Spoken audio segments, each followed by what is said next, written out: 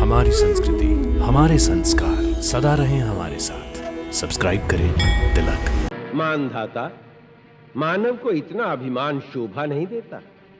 इंद्र, यह अभिमान की बात नहीं, यह एक वीर के अधिकार की बात है। आज हमारी वीरता के सन्मुख संसार के सभी राजा नतमस्तक हो गए हैं। हमसे युद्ध करने वाला कोई नहीं रहा। इसलिए अपनी वीरता का प्रदर्शन करने के लिए हमें अधिकार है कि अब धरती से आगे निकलकर हम स्वर्ग पर अपनी विजय पताका फहराएं। वीरों, आज सारे संसार में ऐसा कोई नहीं जो तुम्हारी वीरता के सामने सर उठाने का साहस कर सके। तुम्हारे आक्रमण के वेग को सहना देवताओं के लिए भी संभव नहीं। इसलिए हमने आज इंद्र पर धावा बोलकर तुम सबको स्वर्ग का अधिपति बनाने का निश्चय कर लिया है।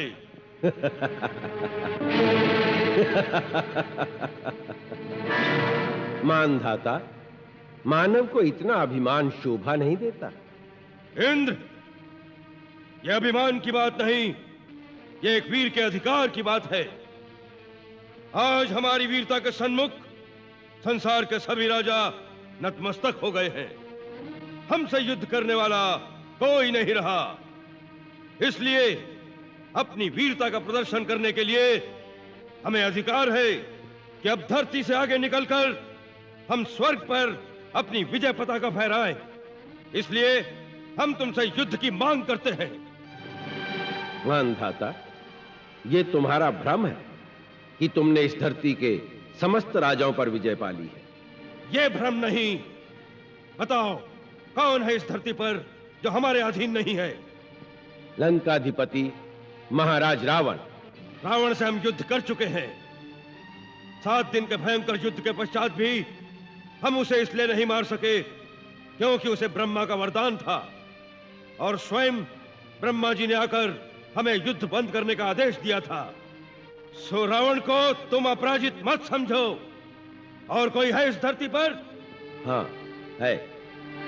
कौन? लवणासुर। लवणासुर कौन?